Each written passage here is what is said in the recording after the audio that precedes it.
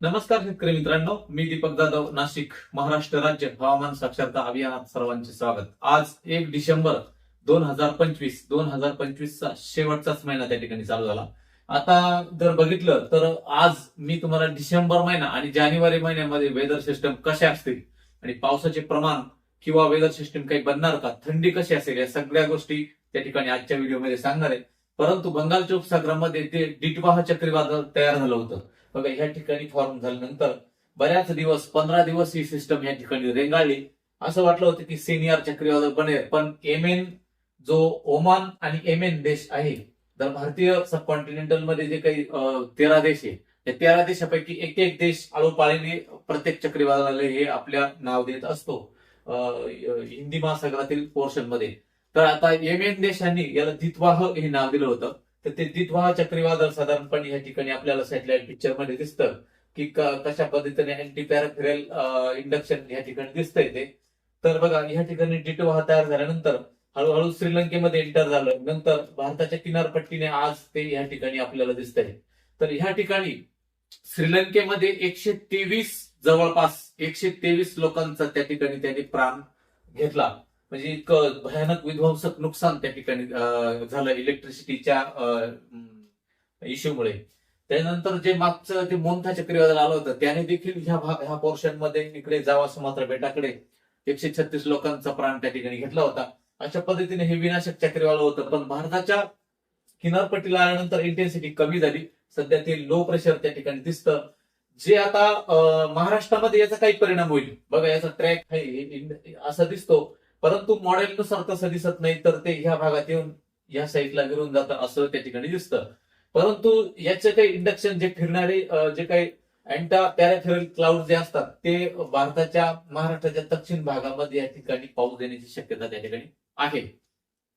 सध्या जर तुम्ही पाहिलं तर जितवा चक्रीवादळ काल इथे सायक्लोनिक सर्क्युलेशन इथं अजून या ठिकाणी आल्यानंतर लो प्रेशर बनलंय आणि हवेचे जे प्रवाह आहे ते हिमालयाकडून असे येऊन महाराष्ट्रावरती डायरेक्शन चेंज करून ते ईस्टर्नली वेस्ट असे होत आहे. त्याच्यामुळे हवेचा जो झोत आहे, थंड हवेच्या लहरी, काल 3 दिवसापासून जे काही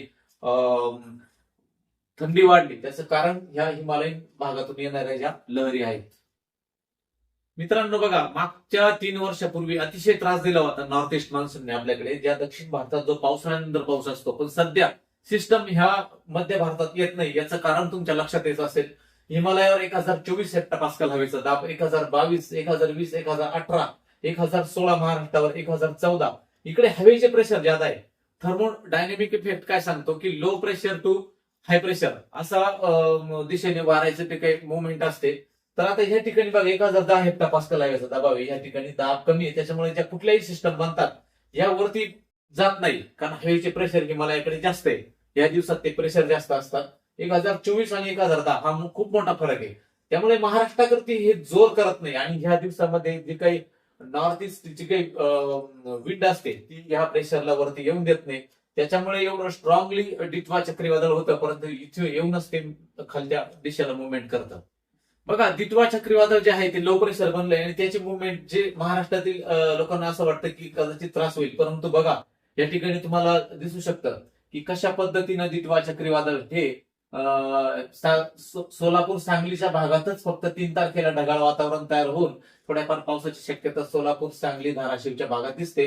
अन्यथा ती पुन्हा एकदा त्या ठिकाणी नष्ट होते. त्याच्यामुळे घाबरण्याचं काही कारण नाही. महाराष्ट्रामध्ये कुठल्याही प्रकारचा पाऊस नाही. फक्त सांगली, सोलापूर, धाराशिव, नांदेडच्या भागामध्ये जास्त क्लाउड त्या ठिकाणी तयार होणार, बाकी पावसाची शक्यता या मोठ्या प्रमाणात नाहीये.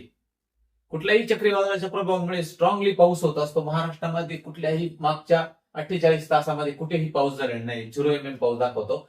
मात्र डिटवा चक्रीवादळाच्या प्रभावामुळे बघा, तामिळनाडूच्या किनारपट्टीला 130, 184, 80, 90 हे जे दिसतंय आपल्याला, एवढा पाणी जबरदस्त पाऊस त्या ठिकाणी झालाय आणि प्राणहानी, जीवितहानी त्या ठिकाणी देखील झालेली आहे.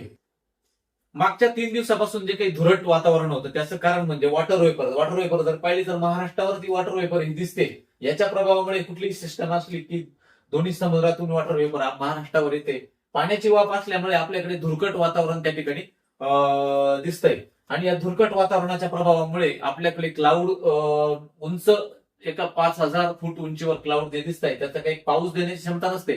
मग धुरकट वातावरण असतं आणि इकडे इथिओपियामध्ये जे काही हेलिगुबी वल्केनो म्हणजे त्या ठिकाणी जे काही ज्वालामुखीचा उद्रेक झाला त्याचे काही जी सल्फर डायऑक्साईडचे पार्टिकल्स होते त्याच्या डस्ट पार्टिकलमुळे एरोसोलमुळे काही काळ आपल्यावरती परवा जे काही धुरकट वातावरण झालं होतं परंतु त्याचा प्रभाव त्या ठिकाणी नष्ट झालेला आहे.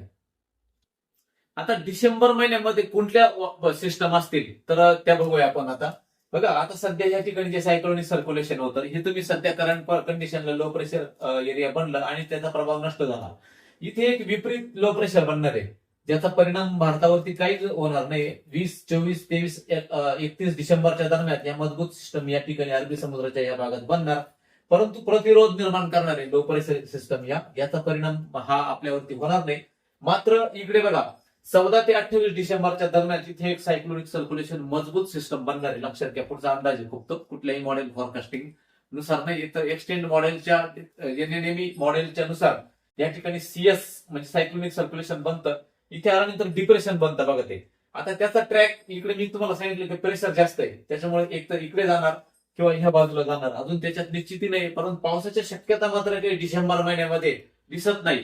त्या थोड्या 22-23 डिसेंबर नंतर थोडीफार गुजरातच्या ह्या भागामध्ये इथे पावसाच्या शक्यता तयार होतात. त्या इंड्यूस सायक्लोनिक सर्क्युलेशन म्हणजे काय जे काही पश्चिमी आवर्त WD वेस्टर्न डिस्टर्बन्स येत असतात त्याच्या प्रभावामुळे तिथे विपरीत चक्रवात तयार होतो त्याला इंड्यूस सायक्लोनिक सर्क्युलेशन म्हणतात. आणि त्या इंड्यूस सायक्लोनिक सर्क्युलेशनमुळे या ठिकाणी गुजरातच्या आसपास आणि या महाराष्ट्राच्या उत्तर महाराष्ट्राच्या ज्या भागामध्ये थोड्याफार पावसाच्या शक्यता ह्या 22 डिसेंबरच्या आसपास बनतात पण त्याचा एवढा परिणाम आपल्याकडे होत नाहीये. तर बघा हे झालं डिसेंबर महिन्याची सिस्टम. या ज्या सिस्टम बनणार त्याच्यात अजून मॉडेलमध्ये एक वाक्यता जर नसली तरी पण WD मात्र स्ट्रॉंग येणार आहे. आता 7 ते 9 डिसेंबरच्या दरम्यान एक पश्चिमी आवर्त हा मेडिटेरियन सी कडून WD येणार. नंतर 12 ते 14 डिसेंबरच्या दरम्यान एक WD त्या ठिकाणी हिमालयावर येणार. नंतर 17 ते 19 डिसेंबरच्या दरम्यान असे 3 WD म्हणजे पश्चिमी विक्षोभ येणार. त्यावेळेस स्नोफॉल जबरदस्त बर्फबारी होणार. बर्फबारी केल्यानंतर हवा परत नॉर्थ डायरेक्शनने झाल्यानंतर थंडीची लाट त्या ठिकाणी येणार. आता थंडीची लाट देखील कुठे कुठे असते ते बघू आणि जानेवारी महिन्याचा अंदाज देखील बघू. आता डिसेंबर महिन्यामध्ये मात्र खूप मोठ्या पावसाची शक्यता नसली तर 22 डिसेंबर नंतर थोड्याफार ऍक्टिव्हिटी दिसतात परंतु लांबचा अंदाज त्या ठिकाणी आहे. डिसेंबर महिन्याचं टेम्परेचर बघू. आता डिसेंबर महिन्याचं जर टेम्परेचर बघितलं तर उत्तर भारतामध्ये थोडंसं टेम्परेचर वाढलेलं त्या ठिकाणी दिसतंय. WDचा प्रभाव जरी असला तरी पण ह्या भागामध्ये उष्ण तापमान दिसतंय. आता बघा या ठिकाणी जर तुम्ही जर त्याचा हे बघितला तर जो किनारपट्टी भाग आहे या भागातच थोडंसं तापमान त्या ठिकाणी वाढलेलं दिसतं म्हणजे साधारणपणे 5 ते 8 अंश सेल्सिअसच्या भागात दिसतंय. विदर्भाच्या भागामध्ये तापमान हे अगदी थोडस कमी झालेलं त्या ठिकाणी दिसतंय तापमान परंतु पुन्हा एकदा अपडाऊन खाली तापमान राहणार आहे. त्यामुळे टेम्परेचर हे 8-9 अंश सेल्सिअस विदर्भाच्या भागात येऊ शकतं. इकडे उत्तर महाराष्ट्राकडे ते तापमान 4 ते 5 अंश सेल्सिअस पर्यंत खाली येण्याची शक्यता त्या ठिकाणी आहे. भारताचा विचार न करता आपण फक्त महाराष्ट्राचाच या ठिकाणी विचार करतोय तर ह्या ठिकाणी जी सिस्टम मी मागच्या इमेजमध्ये दाखवली होती तिथे डिप्रेशन बनणार. याच्या प्रभावामुळे बघा साधारणपणे जे पश्चिमी आवर्ताच्या इफेक्टमुळे 22 डिसेंबरच्या आसपास जी सिस्टम बनणार ही दिसते आपल्या उत्तर महाराष्ट्र आणि पुणे आसपास दिसते. त्याच्या प्रभावामुळे त्या ठिकाणी ढगाळ वातावरण 22 डिसेंबरला तयार होते. अन्यथा महाराष्ट्राच्या विदर्भाच्या भागात शक्यता नाहीये. फक्त 22 डिसेंबर पर्यंत सध्या तरी अजून सिस्टम काही त्या ठिकाणी दिसत नाहीये. आता जानेवारी महिन्याचा जो अंदाज आहे तो एक्सटेंड अंदाज जरी असला तरी जानेवारी महिन्यामध्ये साधारण असं दिसतंय की बंगालचा उपसागर या ठिकाणी गरम दिसतो जास्त. ते टेम्परेचर जे आहे ते ऍव्हरेजली जास्त दिसतं. इकडे अरबी समुद्रात देखील त्या वेळेस MJO फेस या ठिकाणी येतो. या ठिकाणी एक सिस्टम बनताना दिसते. आणि जर तसं बघितलं तर बघा फक्त विदर्भ आणि मध्य महाराष्ट्राच्या या भागामध्ये पावसाच्या कंडिशन्स या खूपच कमी दिसत आहे. मात्र गुजरातचा जो काही पालघर या ठिकाणी जो पट्टा आहे या भागामध्ये थोडेफार ऍक्टिव्हिटीज या ढगाळ वातावरण सतत फॉर्म होताना त्या ठिकाणी दिसतंय. कारण इंड्यूस सायक्लोनिक सर्क्युलेशनच्या प्रभावामुळे या ठिकाणी दिसतोय. त्याच्यामुळे संपूर्ण डिसेंबर आणि जानेवारीमध्ये खूप मोठ्या पावसाची शक्यता त्या ठिकाणी आपल्याला या ठिकाणी दिसत नाहीये. शेतकरी बांधवांना एक गोष्ट अजून त्रास देते ते म्हणजे धुके आणि तव. तर साधारणपणे डिसेंबर महिन्यामध्ये धुके फॉग हा कोहरा त्या ठिकाणी कसा असेल तर तो एक पूर्वेकडील जिल्ह्यांमध्ये उत्तर प्रदेश वगैरे मध्य प्रदेशचा जो जिल्हा आणि विदर्भाच्या भागामध्ये मध्य महाराष्ट्राच्या मराठवाड्यापर्यंत फॉग जास्त राहण्याची शक्यता त्या ठिकाणी दिसते. कारण सिस्टम ह्या बाजूला बनत आहे. महाराष्ट्राच्या इतर भागामध्ये धुक्यांचं प्रमाण हे काही डिसेंबर महिन्यामध्ये इतकं दिसत त्या ठिकाणी नाहीये. 22 डिसेंबर नंतर या ठिकाणी थोडंफार प्रमाणात दिसतं, परंतु त्याचाही प्रभाव तितकासा काही दिसत नाही, फक्त ह्याच भागात असेल. एकंदर जर बघितलं तर डिसेंबर महिना हा काही खूप पावसाचा नाहीये, त्यामुळे द्राक्ष उत्पादक कांदा उत्पादकांना चिंतेची बाब त्या ठिकाणी नाहीये. फक्त 22 डिसेंबरची जी सिस्टम आहे ती अजून दूर आहे. त्याच्यात कदाचित टळूही शकते, कारण हवेची प्रेशर ही हिमालयाकडे जास्त आहे. कुठल्याही सिस्टमला वरच्या भागात ते येऊ देत नाही. हा एक भाग आहे. जानेवारी महिन्यामध्ये देखील खूपसा पाऊस त्या ठिकाणी दिसत नाही. मात्र डब्ल्यूडी ऍक्टिव्ह असल्यामुळे थंडी ही साधारणपणे 4 ते 5 अंश सेल्सिअस पर्यंत खाली येण्याची शक्यता ही उत्तर महाराष्ट्रात. आता महाराष्ट्राच्या भागामध्ये काही ठिकाणी हॉटस्पॉट बनले बघा.